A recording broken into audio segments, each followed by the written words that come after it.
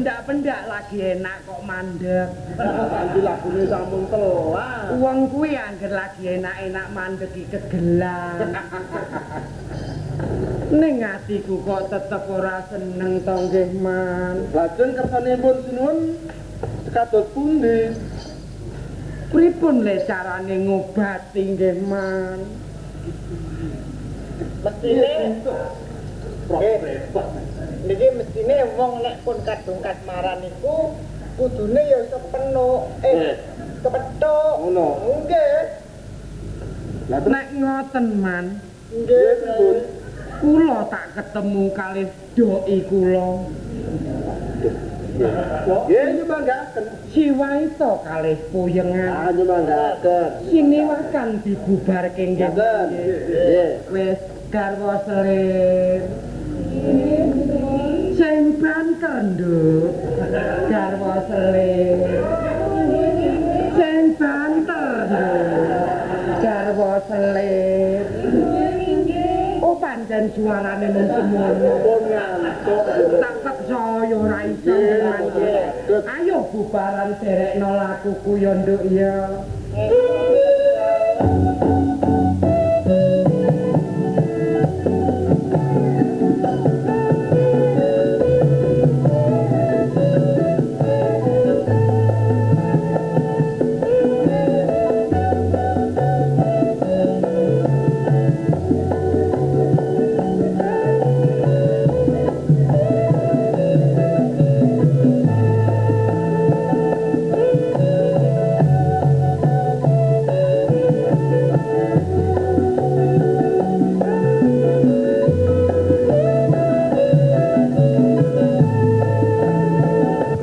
Krisis moneter dan ekonomi. Untuk mengatasi hal ini, berbagai langkah telah digalakan oleh berbagai instansi terkait, termasuk program padat karya yang dilaksanakan di seluruh tanah air.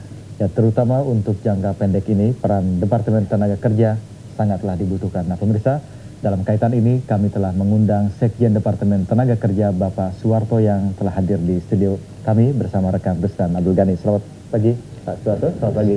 Selamat pagi. Selamat pagi. Terasa tiga. Selamat pagi Pak. Selamat pagi.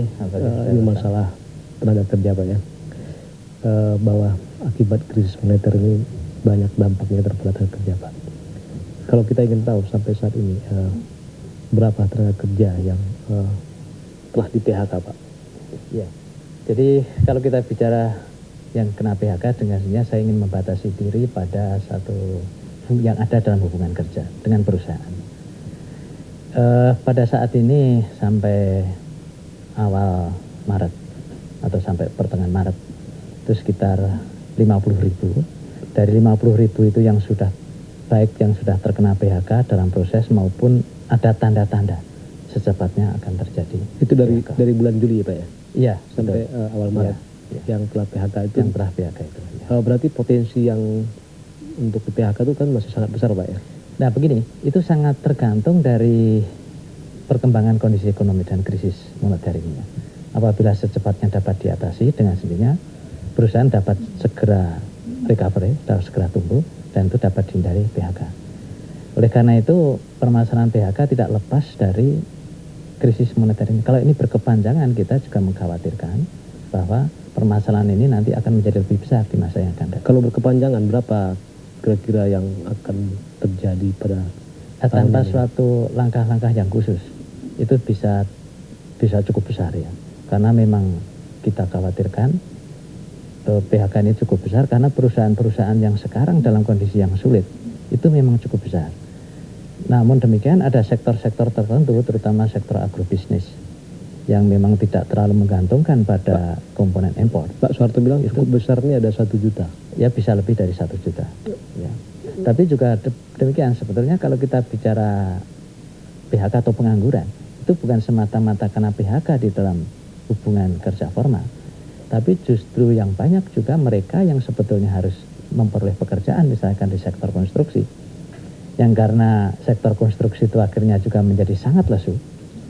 Sehingga mereka yang mestinya dapat pekerjaan tidak mendapatkan pekerjaan. Ya. Itu akhirnya menjadi pengangguran. Yang artinya yang kita lebih fokuskan kepada PHK akibat krisis moneter Pak ya. Ya. Mungkin kalau pengangguran mungkin sampai 12 juta ya. Betul. dan itu merupakan lampu merah. Ya. Yang PHK yang akibat krisis moneter ini kan perusahaan ini kan semuanya udah pada bangkrut nih Pak. Ya. Ini langkah-langkah apa ya dari Dinas Tenaga Kerja untuk mengatasi atau meminimal tuh? Iya, ya. Jadi mengatasi sepenuhnya tidak mungkin jelas seperti saudara katakan. Tapi paling tidak kita sudah dan ingin melakukan langkah-langkah yang lebih konkret. Pertama, menghimbau perusahaan untuk mengurangi gaji tingkat tinggi lah. Jadi supaya dalam rangka efisiensi tentunya ya. Jadi tingkat tinggi dikurangi. Kemudian yang kedua ya supaya mereka dengan berani mengatakan pungutan-pungutan yang selama ini tidak ada kaitannya dengan produksi supaya tidak usah ada. Itu selama ini ada? Ada, kita justru itu yang diramaikan masyarakat itu ada pungutan-pungutan yang tidak ada kaitannya dengan proses produksi. Itu kita himbau baik kepada perusahaan tapi juga yang lebih penting lagi kesadaran masyarakat yang lain termasuk aparatur negara untuk cobalah menahan diri untuk tidak lagi memberikan atau meminta pungutan-pungutan yang tidak ada kaitannya dengan proses produksi. Itu himbauan itu dasar hukum sangat lemah ya Pak ya? Nah, itu namanya himbauan. Ya. Namanya himbauan kan berarti juga tidak ada dasar hukumnya kan. Ya. Tapi juga permasalahan kan bukan permasalahan dasar hukum kan. Ya. Sekarang permasalahan moral. Ya, karena kita sudah bicara bagaimana membantu rakyat kecil terutama para pekerja yang hidupnya itu adalah sekedar dari upah hari ini untuk membiayai hidup hari ini. Jadi itu sudah bukan lagi permasalahan hukum, tapi marilah kita kembangkan dari sisi moral. Menurut Pak Soeharto dengan sisi moral ini apakah dapat meminimal masalah-masalah itu atau mengurangi masalah itu? Saya yakin bisa. Karena apa? Karena mulai dari kepala negara sudah bicara, pemerintah sudah bicara dengan pemotongan gaji pokok pegawai negeri pejabat tinggi, itu kan sebetulnya suatu gerakan moral kan. Dan saya yakin ini bisa kita laksanakan. Ya, namun demikian seperti saya katakan tidak akan bisa mengatasi permasalahan secara keseluruhan. Namun demikian juga ada aspek-aspek teknis yang kita laksanakan seperti misalnya meningkatkan efisiensi perusahaan. Kemudian yang kedua mengurangi kerja lembur. Itu kan biasanya kerja lembur itu selama ini dianggap sebagai suatu pekerjaan yang rutin dalam rangka menambah pendapatan pekerja. Marilah kita kurangi kerja lembur atau kita hapuskan sehingga kos untuk kerja lembur itu bisa dihilangkan. Kemudian langkah yang ketiga mengurangi shift. Mungkin perusahaan-perusahaan yang dulu melakukan 3 shift, oke lah 2 shift cukuplah. Dan keempat itu masih panjang lagi. Keempat kalau itu pun belum bisa mencapai sasaran, ya merumahkan sementara lah. Nah ini perlu pengorbanan. Ya. Ya. Dari kontribusi dari pengurangan tadi itu mungkin yang lebih banyak kontribusi mungkin pungutan liar itu kali ya Pak ya?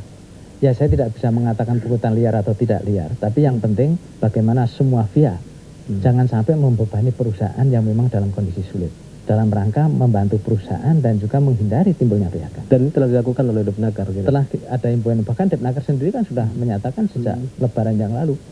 Kita tidak menerima hadiah lebaran, tidak menerima parcel dan sebagainya. Itu juga walaupun dalam porsi yang kecil. Ya, ini kan bisa kita sebarluaskan sehingga dapat merupakan suatu gerakan yang dapat diikuti oleh pihak lain. Apakah itu ada pengaruhnya gitu? Pasti ada pengaruhnya. Saya yakin ada pengaruhnya. Baik, makasih Pak Soeharto. Iya, terima kasih. Terus nah. Ya, terima kasih Pak Soeharto. Terima kasih. Demikian pemirsa. Saya belum punya kami ini. Saya mengetahui bahwa pada kurang lebih 10 hari yang lalu ibu-ibu datang ke sini untuk bermaksud bertemu dengan saya, tetapi ya saya waktu itu sedang rapat di luar dan yang jelas saya tidak ada di sini. Kemudian dengan hari lagi ya, saya ucapkan terima kasih dan ini tanggal ini juga sesuai dengan permintaan ibu bapak. Membuat surat menyusul minta tanggal 25 dan saya taat pada permintaan ibu bapak ya pada hari ini kita bertemu. Saya ingin mendengar, saya sudah membaca petisi yang disampaikan oleh bapak dan ibu dan saya sudah mempelajari hal-hal yang berhubungan dengan tugas kami. Kalau saya mendengar dan membaca ibu-ibu dan bapak sangat concern terhadap pekerja, khususnya pekerja migran, khususnya kalau dari namanya pekerja wanita, meskipun bukan wanita, ya, lebih banyak. Jadi ya wanita itu bukan hanya wanita saja yang solidar ya, tetapi semua kami. Ya, kan? Jadi ya saya kira ibu dan bapak dengan terima kasih ada beberapa hal yang telah disampaikan, tetapi ingin mendengar ya, apa yang ingin ibu dan bapak sampaikan dan saya persilakan. Awal-awal masa jabatan ini, tetapi toh berkenan untuk meluangkannya bagi kami. Barangkali penting juga kami memperkenalkan 12 tim kami, 12 orang. Ini namanya Sibaina, tetapi dia baru dapat informasi yang akurat bulan Maret ini. Dan di sebelahnya Karwati dari Cianjur, juga kami yang mendapatkan penistaan dari kabupaten yang sangat penting karena nanti orang juga dari sana dan sangat penting. Di sebelah Pak Aboy adalah Pak Riwanto, peneliti LIPI, menjadi staf ahli dari Center Clinton. Saya kira Pak Menteri sangat mengenal, yang menangani berbagai kasus baik Kerawang, Subang maupun Purwakarta. Di sebelahnya Tina dari pengalaman konfliknya akan bisa melengkapi ilustrasi kita bagaimana nasib mereka yang dideportasi di Malaysia. Kalau Pak Menteri berkenan, kami karena waktu sangat sedikit, barangkali dari ini adalah Kabupaten Bapak, barangkali Silakan. Untuk yang pertama mungkin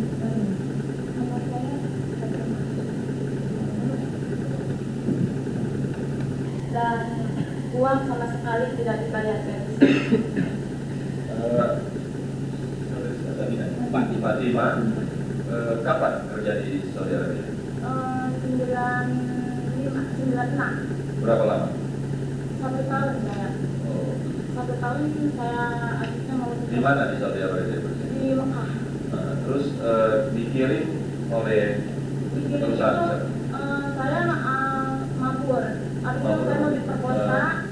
Mabur dari mana? Dari rumah majikan. Nah, kirimnya ke Mekahnya dari mana? Saya kesalahan tahun 9. Terus dikirim oleh Baca Halibasan. nanti bicara nih sama Pak Dirjen Bina Pemda yang langsung berurusan dengan DJPKJ mencatat. Ya. Kemudian mabur juga. Ya. Ya. Dipulangkan. Jadi waktu Ibu Fatima itu mabur, siapa yang pulangkan ke Indonesia? Saya ditolong sama polisi. Oh, dari pemerintah ini. kemudian tidak ada kabar lagi. Ina Wali menerima surat dari kawan Sibaina, katanya sudah meninggal. Dengan surat itu mencoba menelusuri ke PT, ke sponsor, tidak mau terus. Maaf terlalu juga ke sponsor, tetapi pihak sponsor BNPB tidak, menurut beliau tidak menjawab, dan kemudian dia menulis surat kepada organisasi kami. Kami cek di sini PT-nya dan sebagainya yang mengatakan ternyata betul putrinya meninggal bulan November tahun lalu. Dan Saudi Arabia tidak. Tidak, dan masih kerja sejak kapan? Sejak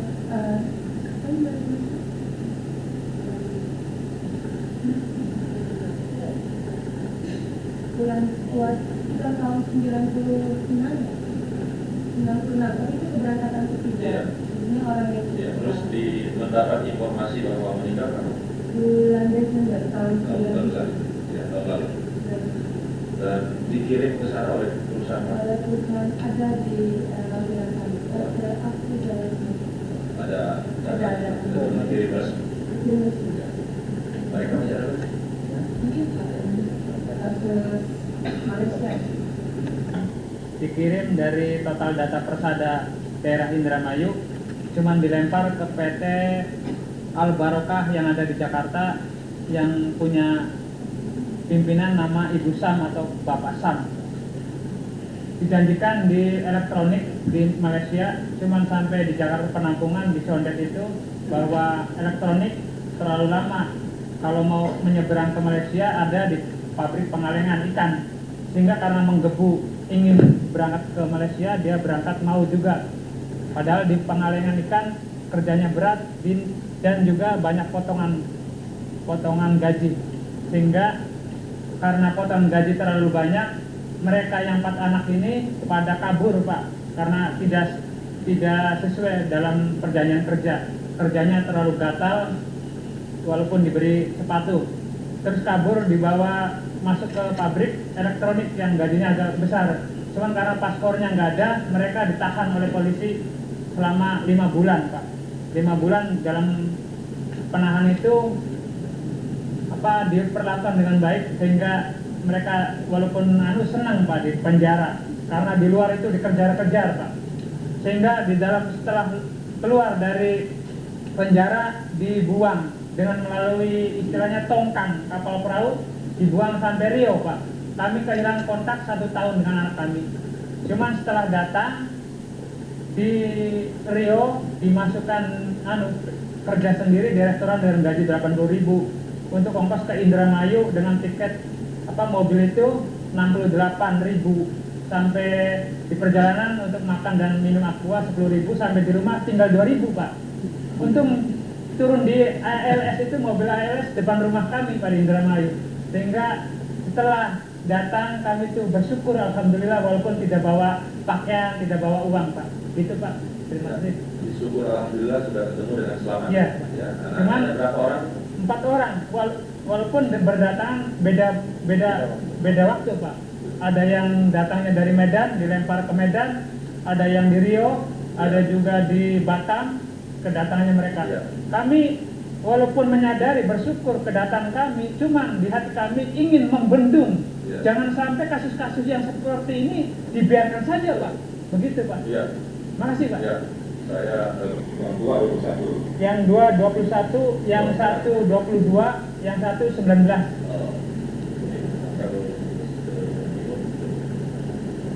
Terus tidak punya paspor kan? Paspornya ditahan oleh PT pabrik pertama yang menerima pengalengan itu. Yang mengirim perusahaan dari Indramayu, PT Total Data Persada. Ya. Kami cek dari Abjati tidak mengaku yang ada di pusat itu. Yang di pusat mengirim kabar kemarin itu ke Total Data Persada yang Indramayu. Ya, saya tidak pernah merasa bahwa mengirim tenaga kerja dari Total Data Persada yang di pusat. Sehingga menanyakan ke Indramayu, saya mana katanya nggak menerima surat kamu, pengiriman kerja dari kamu. Dia mengaku dari Total Data Persada yang ada di Indramayu mengiriman ke Al Barokah. Jadi PT-nya itu dilempar ke Al Barokah.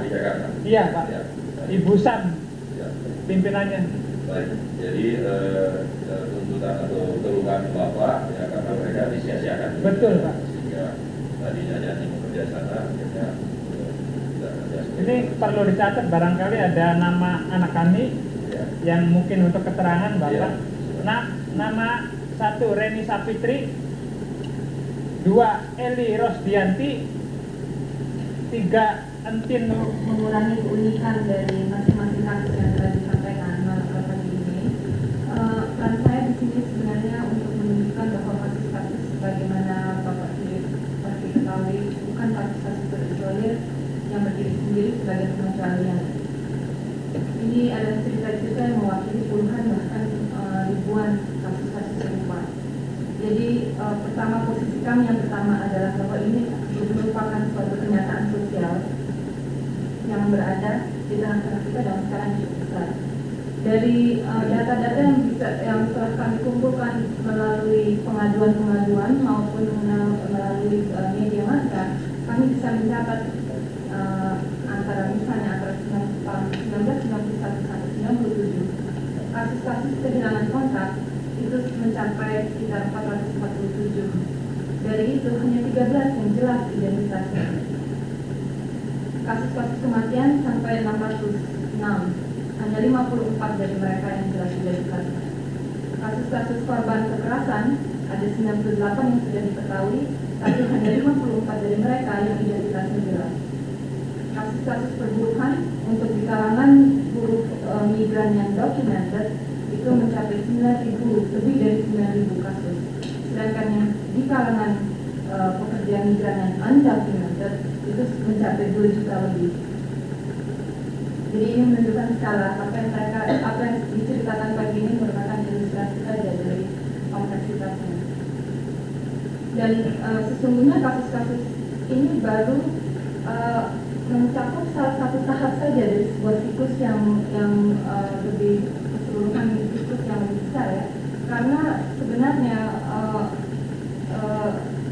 korban kesewenangan dan ketidakpedulian itu terjadi pada tahap rekrutmen, pada masa tunggu yang bisa terjadi di dalam negeri maupun di luar negeri, pada masa kerjanya itu sendiri, hingga masa kepulangan mereka. Apakah jalur yang dipakai untuk mengirimnya merupakan jalur yang resmi atau tidak? Dia tidak tahu. Calon pekerja diiming-imingi gaji yang tinggi tanpa ada jaminan bahwa itulah yang akan dia terima. Pada masa tunggu yang terjadi di dalam negeri maupun syariah, kami ingin untuk itu menawarkan suatu mekanisme dialog transparan dan untuk mencari akar permasalahan, untuk mencari selain itu juga untuk mencari terobosan-terobosan baru. Dan mungkin walaupun jelas sangat jelas apa yang di dalam pertukaran dialog itu pihak pemerintah jelas posisinya dan kekuatannya apa ya dengan kekuasaan yang begitu besar. Tapi perkenankanlah kami untuk menyatakan apa yang kami miliki, kami sebagai sebuah lembaga swadaya yang kecil dengan tenaganya sangat terbatas ini, apa yang bisa kami tawarkan kepada Bapak dan lembaga yang sebelumnya yang menghadapi permasalahan yang sama seperti Sri Lanka dan Filipina, yang sebenarnya dua negara yang sangat menarik karena mereka pun telah mencoba terobosan-terobosan baru yang saya kira patut untuk kita pelajari lebih lanjut. Antara lain bisa dalam bentuk kemitraan langsung antara pemerintah dengan LSM, tapi ada juga yang sifatnya hanya membuka ruang gerak yang aksa bagi LSM untuk ikut terlibat dalam penanganan buruh migran.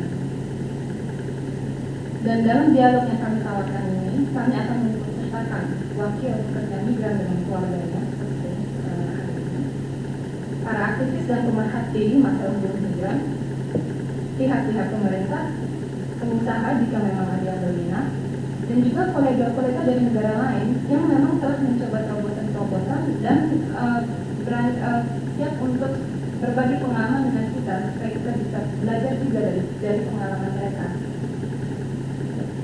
Jadi seandainya memang tawaran ini bisa ditanggapi secara positif, kami siap untuk membuat sebuah kurikulum dan format dialog berantai dengan pihak-pihak yang bisa Bapak tunjukkan dan kita bisa tentukan di mana. Terima kasih. Sudah akhirnya beberapa hal yang ditawarkan bukan dari solidaritas Indonesia. Saya ucapkan terima kasih atas semuanya itu, dan khusus mengenai kasus-kasus saya ingin sampaikan bahwa kebijakan di Denmarker adalah jelas tugas kita yang utama adalah mempersiapkan para pencari kerja, mempersiapkan dari segala sudut, mempersiapkan, menciptakan kondisi untuk para pencari kerja itu dapat dipersiapkan sebaik-baiknya agar dapat mendapatkan pekerjaan. Apakah pekerjaan itu di dalam negeri atau di mana saja. Kita ini negara yang bebaskan, ya. Di hak asasi di bekerja di mana saja sesuai dengan keinginannya, silakan untuk mencari. Nah, selama bekerja kita juga sudah tentu menjadi tugas kita untuk berupaya menjaga, melindungi keselamatan kerjanya, hak-hak dan kewajibannya terselenggara dengan baik dan meningkatkan kualitas. Kemudian sesudah kerja, ya, dia juga kita mempunyai tugas untuk membangun kondisi yang memungkinkan dan menyelenggarakan terselenggara jaminan hari tua, jaminan sosial lainnya sesudah kerja. Nah, dalam hubungan ini jelas daripada misi ini tidak ada maksud ya sama sekali dari pemerintah untuk membiarkan para pekerja yang mencari kerja di luar negeri, kemudian bekerja di luar negeri, kemudian disia-siakan. Oleh karena itu memang dari secara dini ya, seperti tadi banyak disampaikan, faktor-faktor yang mengakibatkan terjadi ekses ini, faktor-faktornya banyak. Jadi, oleh karena itu sejauh mungkin sejak persiapan kita mempersiapkan sebaik-baiknya, mempersiapkan di dalam negeri, mulai dari seleksi, rekrutmen. Oleh karena itulah ada berbagai syarat, umur, umpamanya, ada berbagai syarat, ya, mempunyai satu kualitas ya, tertentu supaya betul-betul yang dikirim adalah makin terarah, ya, dari waktu ke waktu ke skill labor, tenaga tampil, tenaga kerja tampil. Sampai sekarang ini jelas masih banyak besar porsinya tenaga yang belum terampil, tapi kita mengarah dari waktu ke waktu mengarah kepada lebih banyak dan kalau bisa seluruhnya tenaga terampil. Nah, oleh karena itu ya memang harus bersaing. Kita harus menciptakan kualitas yang bisa bersaing dengan negara lain. Saya yakin bisa. Kita berusaha, kita bersama-sama. Bukan hanya pemerintah, pengusaha termasuk dari saudara-saudara dari solidaritas Indonesia. Nah, oleh karena itulah kita mengharapkan supaya mulai dari dini sejak awal itu. Oleh karena itu kita tidak mengendaki ada calo-calo. Kita harus memberantas calo-calo. Dalam kenyataannya itu terjadi. Sehingga yang dikirim itu ya tidak ya karena motivasi keuntungan. Kadang-kadang ditipu para calon pekerja kita. Sehingga bebannya makin banyak. Bukannya mendapat orang kan mencari kerjaan di mana saja, termasuk luar negeri untuk meningkatkan kesejahteraannya, ya. Itu kan motivasi utamanya, meningkatkan kualitas hidupnya. Tapi secara langsung juga memberikan kontribusi buat negara, memberikan sumbangan buat negara. Ya. Dan ini kita sangat hargai. Oleh karena itu seluruh pekerja Indonesia termasuk dan terutama pekerja yang mencari kerja di luar negeri itu adalah pelaksana pejuang pembangunan. Jangan anggap remeh. Kita tidak pernah anggap remeh. Dia apakah dia skill atau tidak skill, sementara masih ada kenyataannya dan kita berusaha supaya mengarah kepada skill. Itu adalah pelaksana pejuang pembangunan, ya, yang mempunyai kehormatan, hak-hak dan kewajiban yang kita mempunyai tugas untuk melindungi. Nah, oleh karena itulah pemerintah melaksanakan pembinaan termasuk kepada perusahaan-perusahaan yang menyelenggarakan jasa tenaga kerja ke luar negeri. Pemerintah berusaha dengan langkah-langkah perlindungan, umpamanya perjanjian bilateral dengan negara penerima TKI, kontrak kerja yang standar, pembekalan terhadap yang akan diberangkatkan ke luar negeri, rekrutmen yang sangat selektif yang ketat, pemberian lisensi bagi PJTKI dalam rangka pembinaan. Mana PJTKI yang melanggar ya ditahan. Dan asuransi perlindungan yang menjaga jangan sampai mereka juga kerja di luar negeri terus mengalami berbagai hal yang dapat mengurangi haknya sehingga dilindungi. Nah, namun demikian saya menghargai masukan-masukan dari saudara-saudara tadi dan juga dari masyarakat lainnya, dari FSPSI, pengusaha, sekarang dari solidaritas perempuan, yang melihat di sana sini terjadi penyimpangan, terjadi ekses, terjadi permasalahan. Kalau datanya tidak kami langsung bertindak dan saya ingin mintakan kepada aparat di sini, itulah tugas kita. Kalau ada penyimpangan yang dilakukan oleh perusahaan atau aparat, termasuk aparat, ada penyimpangan yang menimbulkan beban kepada pekerja, menimbulkan beban kepada masyarakat, itu harus ditindak, harus diluruskan, tidak boleh terjadi. Sudah ada aturan-aturan. Nah, kalau datanya belum ada pada kami dengan senang hati ingin menerima datanya. Di sinilah fungsi saudara-saudara LSM. Di sini dan kami menghargai fungsi. Kita mungkin tidak bisa melihat secara keseluruhan, tapi ada yang bisa dilihat saudara. Nah, masukkan datanya. Sudah tentu data secara spesifik sehingga ya, kita juga bisa meneliti dan bekerja berdasarkan data. Kita sangat menghargai. Kemudian kalau menyangkut perlindungan, kami juga menjadi tugas kita seperti dikatakan tadi, dan kita akan terus mengusahakan supaya terjadi perbaikan bahwa kita juga mengusahakan supaya negara tujuan itu didiversifikasikan dengan pertimbangan-pertimbangan umpamanya bahwa kita melihat bahwa TKA yang kita kirim memang diterima secara legal di negara tujuan, bahwa TKA yang kita kirim itu memang dilindungi hak-haknya secara hukum, upahnya cukup baik. Kemudian negara yang kita kirim supaya lebih memudahkan negara yang tidak punya hubungan diplomatik dan seterusnya. Jadi ibu dan bapak saudara sekalian, kami tidak menutup mata terjadi ekses-ekses, baik dalam proses seleksi, baik dalam proses rekrutmen, baik dalam pengiriman maupun pekerjaan di tempat lain. Juga terjadi penyimpangan-penyimpangan. Apakah itu dilakukan oleh calo, apakah itu dilakukan oleh pengusaha, atau mungkin juga dilakukan oleh aparat. Kita di sini tugas kita untuk beri. Kalau ada dan tidak terlihat oleh kami, silakan laporkan secara spesifik, dan kami berkewajiban dan akan menindak sesuai dengan kewenangan yang ada kami di kasus ini. Kita tidak mau kalau terjadi semakin banyak ekses karena ada penyimpangan yang dilakukan oleh siapa saja.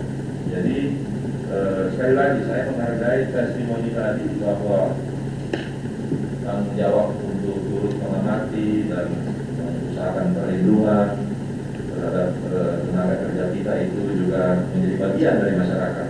Saya kira itu memang betul, dan itulah prinsipnya. Pemerintah tidak merasa bahwa pemerintah satu-satunya yang mempunyai monopoli itu turut, apalagi kantor kami untuk melakukan pengawasan. Masyarakat dengan senang hati kita menerima, silakan berperanan dengan sebaik-baiknya sesuai dengan mekanisme yang ada, sesuai dengan aturan-aturan yang notabene undang-undang itu kita yang buat, kita rakyat yang buat, melalui proses yang ada di dalam mekanisme negara kita. Harus ada kan aturannya, di mana di negara pun juga harus ada aturannya. Aturannya dibikin oleh rakyatnya di negara tersebut. Yang sudah tentu kita tidak pakai aturan negara lain, aturan kita yang kita pakai yang dibuat negara. Kalau sistemnya menurut pendapat belum baik, dari mana masukan yang baik? Kita dialogkan, kita terus-menerus perbaiki. Kami juga menghendaki supaya makin hari penyelenggaraan, termasuk penyelenggaraan pengiriman jasa tenaga kerja ini makin baik, makin berkurang, ditekan masa tidak mungkin eksesnya. Itulah menjadi tujuan kami. Nah, kalau ada masukan-masukan, itu yang kita harapkan, kita dengan senang hati. Saya setiap saat membuka diri bagi masyarakat untuk menyampaikan masukan. Tapi sudah tentu kan kita tidak tiap hari bisa bertemu. Saudara-saudara, kalau saya tiap minggu atau tiap hari bertemu dengan kerjanya cuma begini, nanti saya disalahin lagi ya. Kerjanya kalau cuma bertemu ya, staf lain akan mencatat lebih spesifik, nanti ditanyakan lagi mungkin mau dikejar apa lagi data yang belum diserahkan. Jangan takut, jangan khawatir, kita akan teliti. Nah, kalau mengenai ini, sekali lagi, secara prinsip saya menerima dengan baik tawaran untuk berdialog. Ya memang di sini tugas kita kan, kita harus menerima masukan-masukan dari masyarakat. SPI mau berpartisipasi, apalagi maksudnya sangat baik. Kalau dengar suaranya tadi begitu merdu, menunjukkan ketulusan hatinya menyampaikan syarat-syarat ini, saya percaya. Dan kita juga akan melihat ya masukan-masukan. Kita cek di mana kewenangan kita, mana yang bisa diperbaiki, kita perbaiki. Dan dialog silakan. Ya. Bikin atur mekanisme, nanti Pak Dirjen Penyampaian atau direktur yang terkait akan mengatur supaya bisa bertemu dengan secara rutin, secara reguler. Bukan cuma SPI aja, ada SPSI dan banyak lagi semua. Kita atur mekanismenya sudah tentu sesuai dengan mekanisme yang baik supaya dapat dimanfaatkan semaksimal seoptimal mungkin. Jadi begitu. Saya membuka diri untuk kantor ini menerima masukan-masukan. Ya sudah tentu masukannya kita harapkan betul-betul masukan yang sesuai dengan data ya. Masukan-masukan juga jangan asal masukan, sebab nanti kan kita juga mesti seleksi. Nanti saudara memberikan masukan umpamanya keliru menyebut nama perusahaan, kita cek nggak ada. Nah, nanti kan jika kita sudah sempat mengambil tindakan ke dia, ya kita kan salah ya. Atau menyebutkan nama ya siapa yang mati umpamanya meninggal di satu negara, kita cek ternyata tidak benar, nah, kita lagi yang salah. Ya. Jadi ya, tolong masyarakat kita cek dan dicek. Jadi saya pada prinsipnya, kemudian Ibu Tati dan seluruh jajaran yang saya hormati, terutama saudara-saudara yang datang dari jauh-jauh, ya. Saudara-saudara kan datang sini pakai ongkos juga. Jujur lah Bupati banyak uang bisa membayar. Ya. Tapi ya kalau menyampaikan begini, lain kali surat juga tidak apa-apa. Asal lebih spesifik, langsung ke Menaker atau ke Dirjen BHP pasti harus diurus ya, dan kita cek. Kalau tiap minggu atau sering-sering, kemarin saya lihat saudara juga ke kantor yang lain, sering kesini ya ongkosnya mahal ya, kasihan nanti. Barangkali ongkosnya itu sudah sama dengan 1-2 bulan penghasilan dari gaji yang diterima, sayang kasihan. Kecuali kalau memang banyak duit, dan lain soal lagi. Jadi ya, surat juga bisa. Ya, ada yang juga dari NTB. Tiketnya berapa? Ini berjalan dengan aparat kita. Pak Menteri, Menko Polhukam kemarin bilang bahwa Sudah berlangsung sekarang kan sudah beberapa tahap pemulangan berlangsung. TKI ilegal ya yang akan dideportasi. yang legal ini katanya mau dipulangin. Apanya? Yang legal ini katanya mau pulang. Oh yang legal ya. Kecuali yang terutama TKI ilegal yang sampai sekarang ini laporan dari pemerintah Malaysia ya yang TKI ilegal. Nah ini yang sekaligus mungkin saudara-saudara telah mendengar ya, membaca di koran ya, sekaligus bahwa ada peristiwa ya di Malaysia ya, di beberapa tempat di Malaysia, yaitu di beberapa depo ya. Kan TKI legal ini sebelum dipulangkan kan dikumpulkan di depo-depo ya, depo-depo imigrasi. Nah kemarin ya, waktu kemarin tanggal 26 waktu proses pemulangan, dan ini ya, tahap yang kemarin yang akan dilaksanakan, sebelumnya juga sudah terjadi tahap yang kemarin itu waktu akan dipulangkan. Nah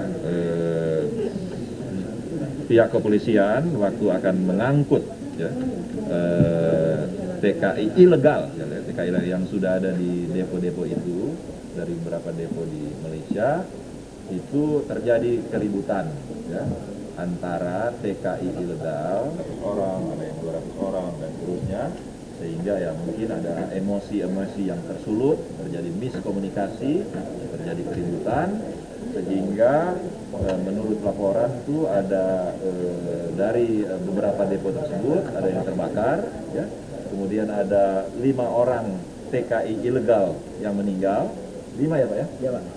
3 orang polisi ya Malaysia yang meninggal, dan ada beberapa juga yang luka-luka, dan sementara ini aparat pemerintah Malaysia sedang menyelidiki sebab-sebab kejadian tersebut, sedangkan mereka yang TKI ilegal yang dideportasi sesuai dengan rencana hari itu tetap berjalan lancar. Jadi ya sudah berangkat tadi malam. TKI yang dideportasi ada seluruhnya lebih dari 1.000 orang ya, lebih dari 1.100 orang pada tahap ini ya. Pada tahap ini, tahap sebelumnya sudah berangkat. Ada yang berangkat dari pelabuhan Lumut dengan menggunakan Lumut Malaysia dengan menggunakan kapal angkatan laut kita menuju Lok Sumawe. Ada yang berangkat dengan kapal feri ya, charteran dari pelabuhan apa namanya Pak? Pelabuhan menuju Dumai ya? Ya, menuju Dumai.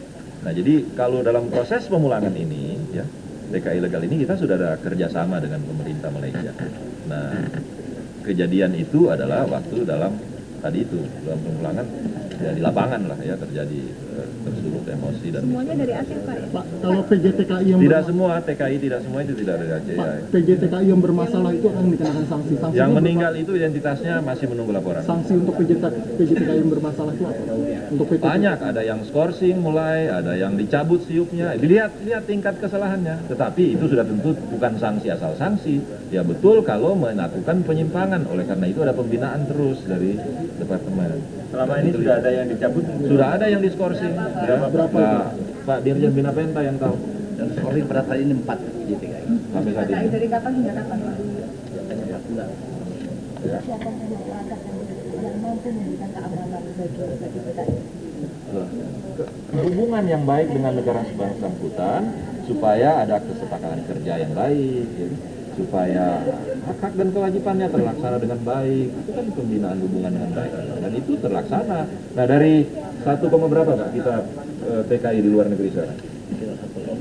Dari 1,8 juta tenaga kerja ya yang legal. Ada juga yang tidak legal, ilegal. Ya itu ada kasus-kasus yang terjadi. Itu kita berusaha bekerja sama dengan negara setempat melindungi, termasuk dari sejak pengiriman, termasuk kepada pengusaha-pengusaha pengiriman. Nah, tetapi kalaupun sudah terjadi, apakah TKI itu ilegal, apakah legal, ya legal atau ilegal, tetap kita memberikan perlindungan, tetap kita mengupayakan usaha-usaha supaya jangan sampai terjadi.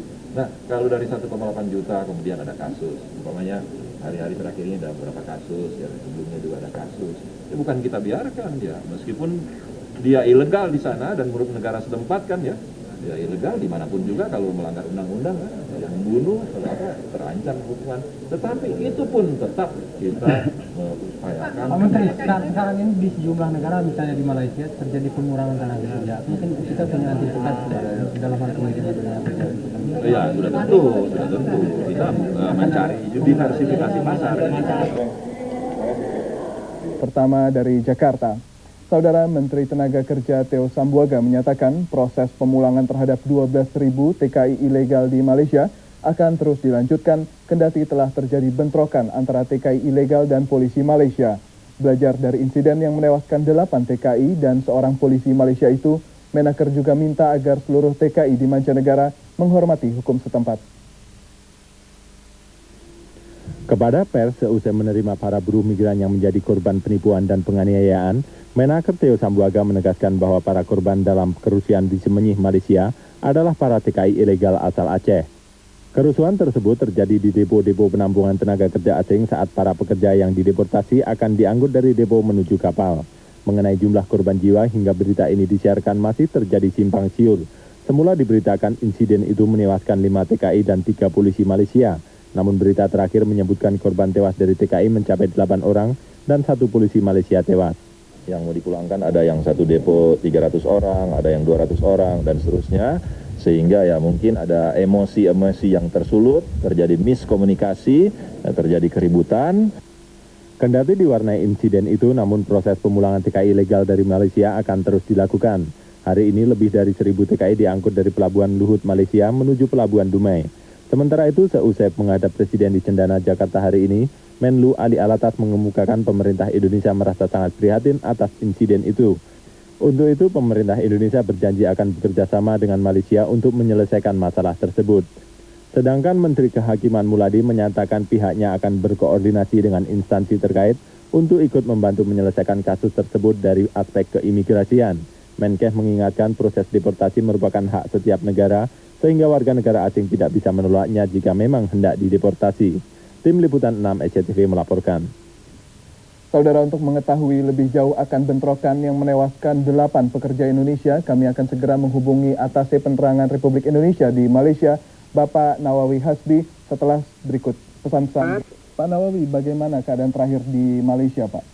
Ya, sampai saat ini setelah jadi kerusuhan yang 545 orang itu sudah diantar pulang kemarin dengan kapal TNI Angkatan Laut menuju Lok Semawe.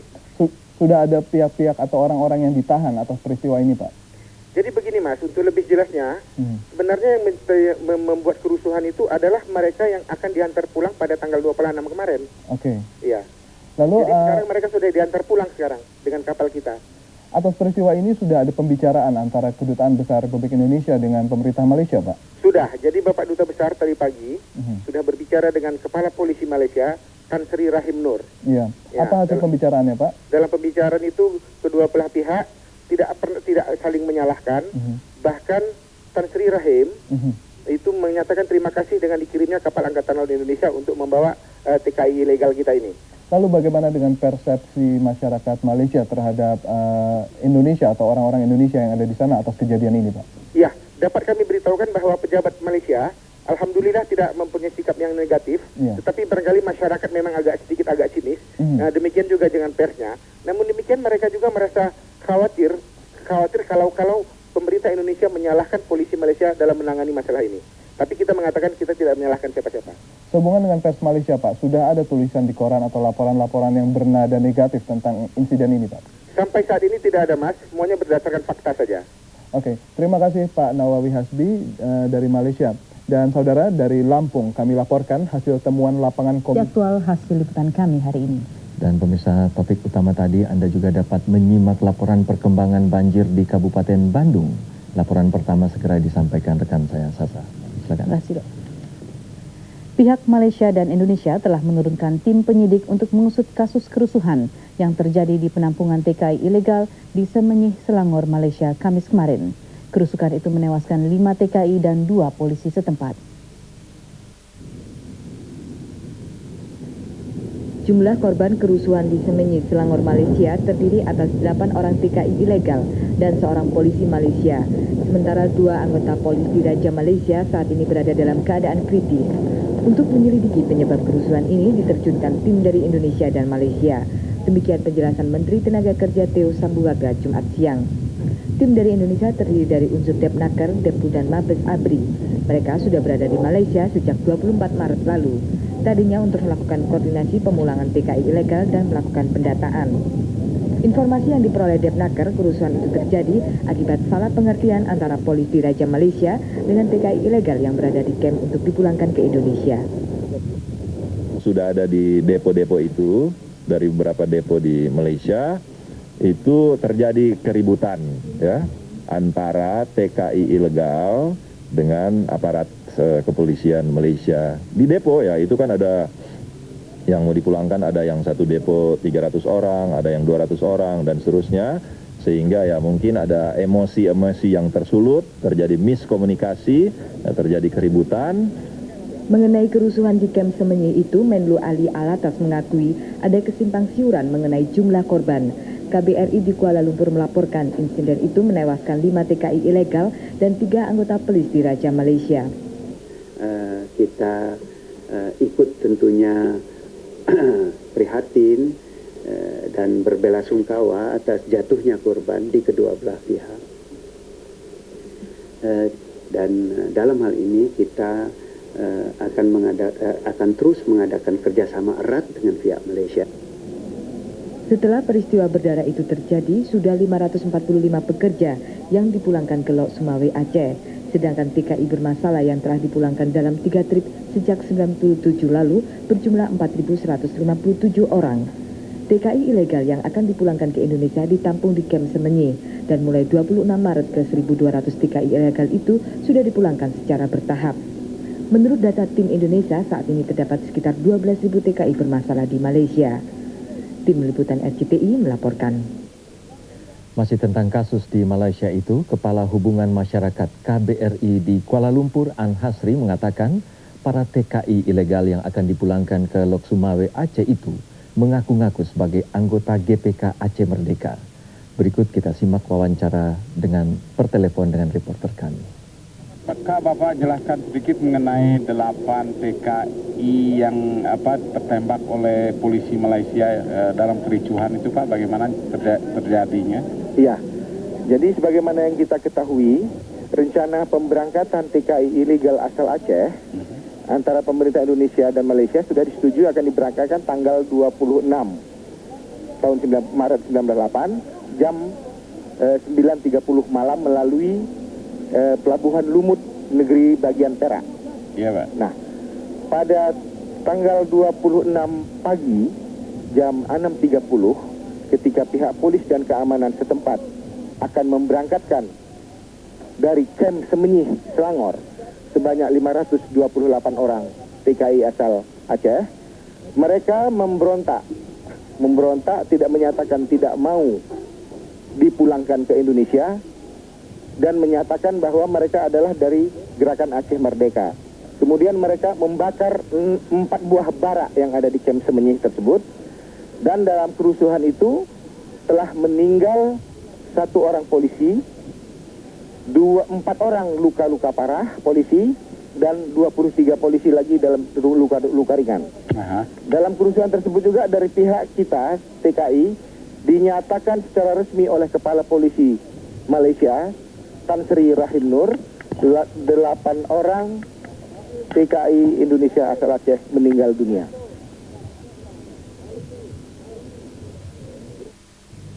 Mirsa, Menteri Kehakiman sungkawa atas terjadinya kerusuhan di kamp imigrasi Malaysia yang mengakibatkan seorang polisi Malaysia meninggal dan 8 TKI ilegal juga meninggal serta 38 lainnya luka-luka.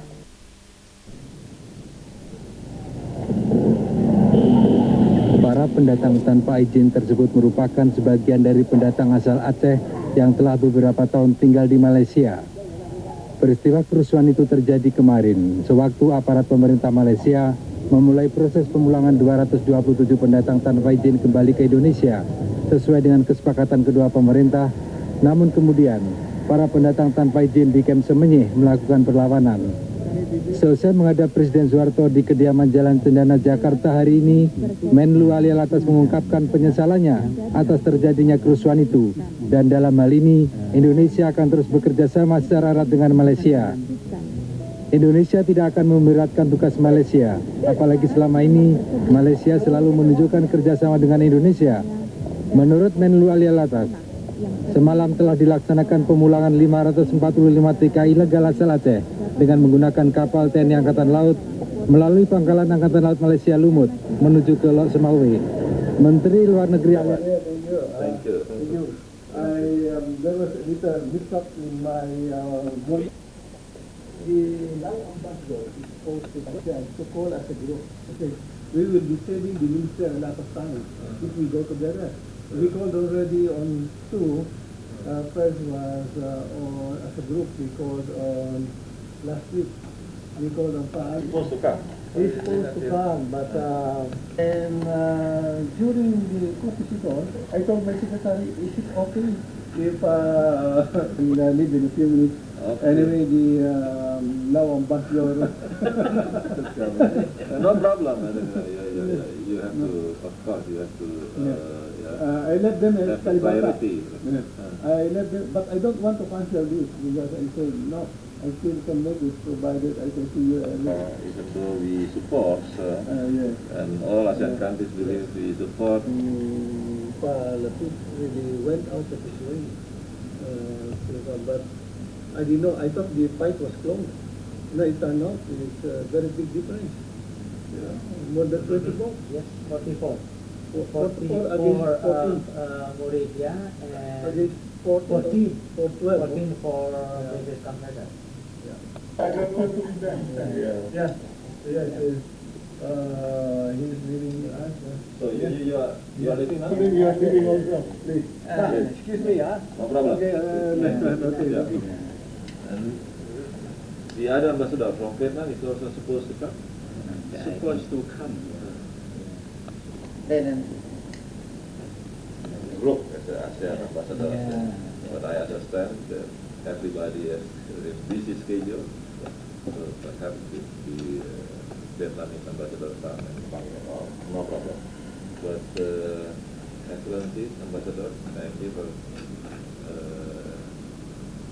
visit and ada perkembangan di Indonesia, khususnya para duta besar yang masih negara Asia seperti tadi sudah tiga, ya dari Filipina, dari Brunei Darussalam dan dari Malaysia. Samping itu yang lain nanti akan menyusul. Dan maksud kunjungannya dalam rangka memberikan tukar informasi mengenai berbagai permasalahan, khususnya permasalahan tenaga kerja. Bahkan Bapak Menteri Tenaga Kerja juga diundang untuk berkunjung ke Laos dan Filipina. Itu menunjukkan bahwa semangat kebersamaan negara-negara ASEAN itu ternyata masih sangat dominan dan sangat tepat. Sehingga kerjasama dalam rangka menghadapi permasalahan-permasalahan ini rasanya juga menjadi sangat relevan. Ya, tenaga kerja yang di Malaysia kan kemarin sudah diberikan, namun demikian perkembangan terakhir dapat saya sebutkan bahwa dari 545 saya katakan kembalikan dengan menggunakan kapal KRI Teluk Langsa sudah merapat dan sudah diembarkasi di pelabuhan Lok Sumale pada hari Sabtu pagi. Dan mereka sudah yang masih sakit luka-luka itu dikirim ke rumah sakit, bahkan disediakan ambulans yang cukup, karena pada saat itu secara khusus memang Irjen Departemen Tenaga Kerja Pak Anies Sumarsono memantau secara langsung yang baru tadi malam kemarin Depok, dan semuanya sudah dapat diselesaikan dengan baik. Berapa banyak Pak yang luka-luka? Kalau tidak salah ada 38 atau berapa gitu, karena luka-lukanya itu ada memang macam-macam ya, yang luka berat ada, yang ringan, dan ada juga yang luka sedang, dan kesemuanya itu terutama yang luka berat dan luka sedang itu sudah sekarang dalam perawatan di nah, karena ada waktu situasinya kan tidak teratur ya, rupanya ada yang terselip di tadi ada penanyaan tadi terhadap PKI juga di dari awal itu terus ada apa ini kapan dapat kalau yang sekarang sudah dalam penanganan itu adalah si dari keluarganya, bahkan ada tim dari KJRI dari sudah datang bersama dengan Deplu dan kita untuk melakukan pendekatan dengan keluarga, dan sekarang sudah beres di dalam terjemahan formalnya terbatas. Tapi kalau kita terakhir itu nanti saya terima kasih. Yang apa yang dicampur dan platformnya tidak, tapi terakhirnya tidak. Namanya tidak makan, anaknya tidak makan. Jadi itu yang terjadi kan itu keduanya. Dan anak dia ini untuk mencari pemaafan dengan melalui pendekatan. Kalau yang Surni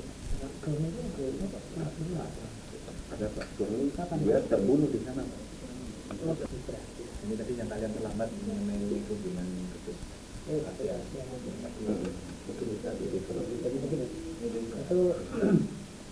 tadi ada 3 orang juga ada yang datang.